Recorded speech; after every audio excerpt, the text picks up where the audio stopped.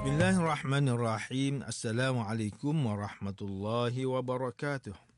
Innal hamdalillah nahmaduhu wa nasta'inuhu wa nastaghfiruh.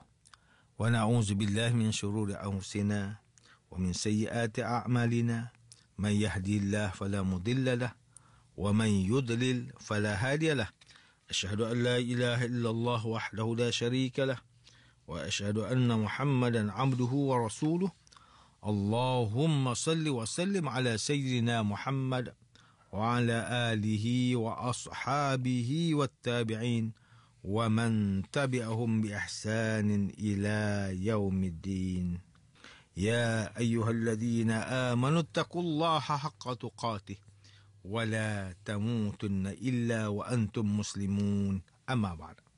Yang berusaha Tuan Haji Ahmad Nazri Muhammad Yusof selaku penerbit rancangan tafsir Al-Quran dan seterusnya sidang pendengar yang dirahmati Allah Subhanahu wa taala, bersama saya Profesor Dr. Muhammad Najib bin Abdul Qadir, Fakulti Pengajian Islam, Universiti Kebangsaan Malaysia. Tuan-tuan, puan-puan, para pendengar yang dimuliakan, pada hari ini kita akan menyambung kembali rancangan tafsir Al-Quran bagi siri ke-70. Insya-Allah pada kali ini kita akan membincangkan mengenai pentafsiran ayat pertama surah At-Taubah. A'udzu billahi minasyaitonir rajim. Bara'antum minallahi wa rasulihi ilal ladzina ahadtum minal musyrikin. Ini adalah pemutusan tanggungjawab, iaitu pembatalan perjanjian daripada Allah dan Rasulnya terhadap kaum kafir musyrikin yang kamu mengikat perjanjian dengan mereka. Sidang pendengar yang dirahmati Allah, Profesor Dr. Muhammad Quraisy Shihab melalui kitab Tafsir Al-Misbah menyatakan bahawa penurunan ayat pertama surah At-Taubah ini bertujuan sebagai pembatalan perjanjian antara kaum muslimin dengan kaum kafir musyrikin. Menurut Burhanuddin Al-Biqai, ayat pertama surah At-Taubah ini mempunyai kesinambungan dengan ayat terakhir surah Al-Anfal. Dalam ayat ke-58 surah Al-Anfal ada menyebutkan tentang perjanjian dan perintah untuk membatalkan perjanjian jika khawatir pihak lain akan melakukan khianah. Dalam ayat ke-72 surah Al-Anfal pula ada memerintahkan supaya memenuhi perjanjian. Bahkan pada akhir surah Al-Anfal juga menghuraikan berkenaan orang yang layak untuk diajak bekerjasama, dijadikan pelindung dan teman, serta orang yang tidak layak bekerjasama dengannya. Surah ini akhirnya ditutup dengan penegasan tentang betapa luasnya ilmu Allah Subhanahu wa taala.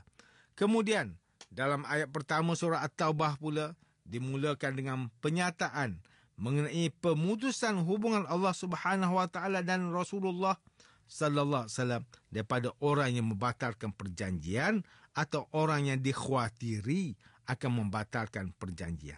Demikianlah kesinambungan antara munasabah ayat ini dengan ayat terakhir dalam surah yang lalu. Surah ini diturunkan pada tahun 9 Hijrah, iaitu sekitar bulan Syawal, Zulkaidah atau Zulhijjah, selepas Rasulullah sallallahu alaihi wasallam kembali daripada peperangan Tabuk. Ketika itu kaum kafir musyrikin masih bertawaf dalam keadaan tidak berpakaian. Rasulullah sallallahu alaihi wasallam enggan untuk menunaikan haji.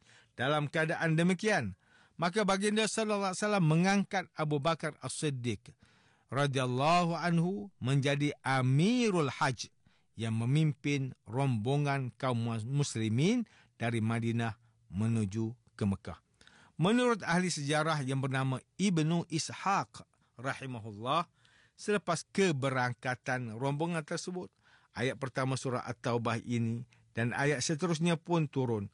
Lalu Nabi sallallahu alaihi wasallam mengutuskan Ali bin Abi Talib radhiyallahu anhu untuk mengumumkan kepada semua pihak mengenai ayat tersebut, khususnya kepada kaum kafir musyrikin yang lazimnya berkumpul untuk melaksanakan haji mengikut kebiasaan mereka. dengan menaiki seekor unta kepunyaan Rasulullah SAW yang bernama Al-Adba. Ali bin Abu Talib berangkat dan menemui Abu Bakar As-Siddiq. Dalam perjalanan, Abu Bakar bertanya kepada Ali, adakah beliau dilantik sebagai amir, iaitu pemimpin, atau sebagai makmur, iaitu orang yang dipimpin? Lalu Ali menjawab bahawa beliau tidak bertugas sebagai amir, tetapi beliau hanya diperintahkan oleh Nabi sallallahu alaihi wasallam untuk menyampaikan pesanan atau ayat daripada Allah Subhanahu wa taala. Abu Bakar meneruskan kepimpinannya, dan apabila tiba masa haji, iaitu pada hari Arafah, Ali menyampaikan pesanan yang dibawa atas nama Rasulullah sallallahu alaihi wasallam dengan ucapan yang bermaksud, wahai seluruh manusia, orang kafir tidak akan masuk ke dalam syurga. Orang musyrik tidak dibenarkan melaksanakan haji selepas tahun ini dan tidak boleh bertawaf dalam keadaan bertelanjang. Sesiapa yang menjalinkan ikatan perjanjian dengan Nabi sallallahu alaihi wasallam, maka ia berakhir mengikut tempohnya. Ditetapkan selama 4 bulan bermula ketika ini bagi semua orang untuk kembali ke kampung halamannya dan akan mendapat jaminan keamanan. Selepas tamat tempoh itu, maka tiada lagi perjanjian dan tiada lagi jaminan keamanan kecuali bagi sesiapa yang mempunyai ikatan perjanjian dengan Nabi sallallahu alaihi wasallam yang berlaku sehingga tamat tempohnya. Menerusi pesanan ini, ia mengandungi pembatalan perjanjian dan juga pengumuman akan melaksanakan perjanjian sehingga tamat tempohnya. Perjanjian yang dibatalkan itu adalah untuk mereka yang terbukti melanggar perjanjian, manakala perjanjian yang diteruskan sehingga tamat tempohnya itu adalah untuk mereka yang memenuhi isi perjanjian. Pemutusan hubungan ini bermaksud bahawa Rasulullah sallallahu alaihi wasallam dan kaum muslimin tidak lagi terikat dengan perjanjian yang pernah dijalinkan dengan mereka. Dan bermula saat itu, maka terputuslah sebarang hubungan dengan mereka. Sidang pendengar yang dimuliakan, Hamka menerusi kitabnya Tafsir Al-Azhar mentafsirkan ayat pertama surah At-Taubah dengan menyatakan bahawa apabila Ali bin Abu Talib radhiyallahu anhu mula menyampaikan pesanan daripada ayat pertama surah At-Taubah ini di Arafah, maka segala perjanjian yang pernah dimeterai antara Rasulullah SAW dengan kaum kafir musyrikin tidak akan berterusan lagi. Sepanjang perjuangan Rasulullah SAW selama 10 tahun sejak berhijrah ke Madinah, banyak perjanjian yang telah dilakukan bersama dengan kaum kafir musyrikin, sama ada dengan mereka yang berada di Mekah atau di tempat lain dengan kabilah yang lain. Seringkali berlaku apabila mengikat perjanjian dengan kaum kafir musyrikin, mereka akan memungkiri janji-janji mereka seperti yang berlaku dalam peperangan Hudaibiyah. Begitu juga seperti mana yang berlaku pada peperangan Tabuk. Al-Baghawi menyatakan bahawa semasa peperangan Tabuk, kaum munafik telah menunjukkan sikap mereka yang tidak jujur dan kaum kafir musyrikin pula memungkiri janji mereka kerana menghadapi kesukaran dalam melakukan persiapan peperangan Tabuk.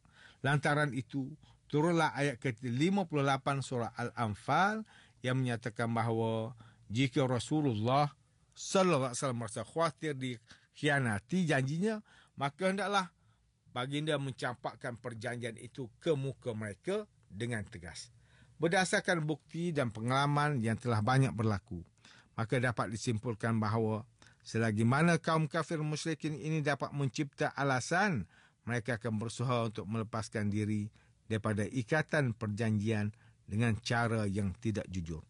Selepas kemenangan Islam secara berturut-turut dan kekuasaan sudah berada di tangan Rasulullah SAW, maka turunlah ayat pertama surah At-Taubah yang menyatakan bahawa mulai saat itu segala perjanjian yang pernah diikat antara Rasulullah SAW dengan kaum kafir musyrikin itu dibatalkan. Perkara ini diminta oleh Rasulullah SAW untuk disampaikan oleh utusan baginda, iaitu Ali bin Abi Talib radhiyallahu anhu kepada mereka yang melaksanakan haji. Ketika itu kaum kafir musyrikin juga turut melaksanakan haji dan mereka dapat mendengar pengumuman itu, iaitu mulai saat tersebut Rasulullah sallallahu alaihi wasallam dan kaum muslimin tidak terikat lagi dengan segala perjanjian yang telah dibuat bersama dengan kaum kafir musyrikin pada masa itu. Sidang pendengar yang dirahmati Allah Subhanahu wa taala, Tengku Muhammad Hasbi As-Siddiqi, menerusi kitab Tafsir An-Nur, mentafsirkan ayat pertama surah At-Taubah ini dengan menyatakan bahawa ayat ini merupakan penyataan daripada Allah Subhanahu wa taala dan Rasulullah sallallahu alaihi wasallam mengenai pelepasan diri umat Islam daripada ikatan perjanjian bersama dengan semua orang kafir musyrikin.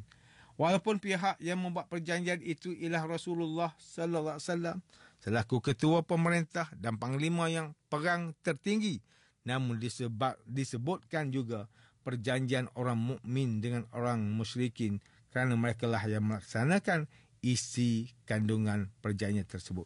Manakala Ustaz Salahuddin Abdullah dan Ustaz Umar Khalid melalui kitab mereka Tafsir Mubin mentafsirkan ayat pertama surah At-Taubah ini dengan menyatakan bahawa orang kafir musyrikin telah membatalkan perjanjian yang telah dimeterai dengan Rasulullah sallallahu alaihi wasallam sebagaimana yang disebutkan oleh para mufassir.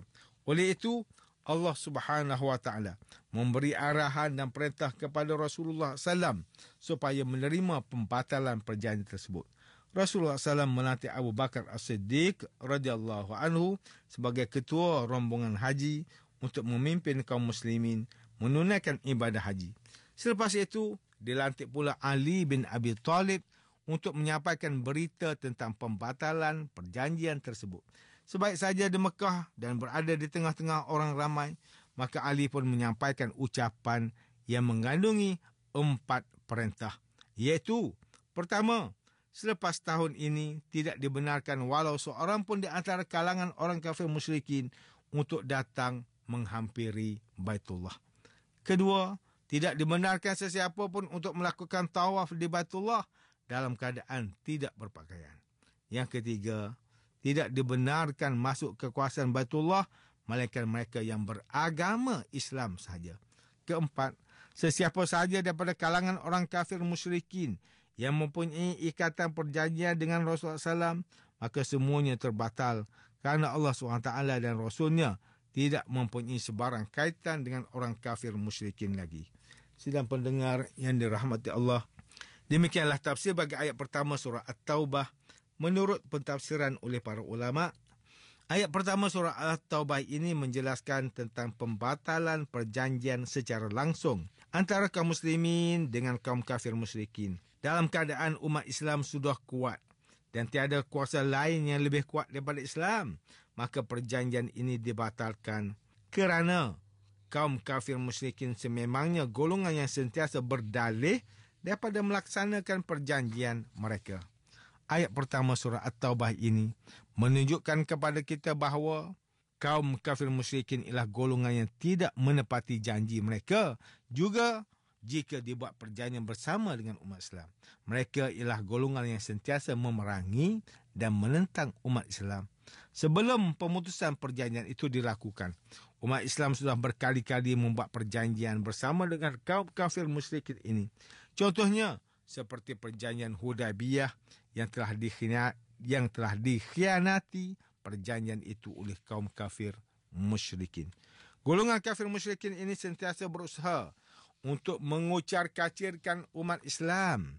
Al-Imam Al-Jarir At-Tabari meriwayatkan daripada Ibn Abbas berkenaan dengan orang Yahudi yang berkawan baik dengan kaum Ansar untuk menjauhkan mereka daripada agama Islam. Sidang pendengar yang dirahmati Allah, antara pengajaran yang boleh kita ambil daripada ayat pertama surah At-Taubah ini ialah umat Islam perlu berjaga-jaga daripada terpedaya dengan golongan kafir yang bertujuan menentang dan menghancurkan umat Islam. Golongan ini telah pun diputuskan perjanjian bersama mereka pada zaman Rasulullah sallallahu alaihi wasallam. Justru pada zaman ini juga kita perlu berhati-hati daripada bersekongkol dengan golongan kafir yang ingin merosakkan umat Islam. Kedua, umat Islam perlu yakin bahawa Allah Subhanahu Wa Taala pasti akan membela dan meninggikan agama Islam. Kita perlu yakin sebagaimana Allah Ta'ala meninggikan Islam dengan memutuskan hubungan daripada golongan kafir yang sentiasa melakukan khianat. Maka demikianlah jugalah Allah Ta'ala akan meninggikan Islam pada zaman kini. Sidang pendengar yang dimuliakan, sekian sahaja rancangan tafsir Al-Quran pada hari ini. Semoga kita semua mendapat manfaat daripada perbincangan ilmu. InsyaAllah, mudah-mudahan kita akan bertemu lagi pada siri rancangan tafsir Al-Quran yang akan datang. Wabillahi taufiq wal hidayah. Wassalamualaikum warahmatullahi wabarakatuh.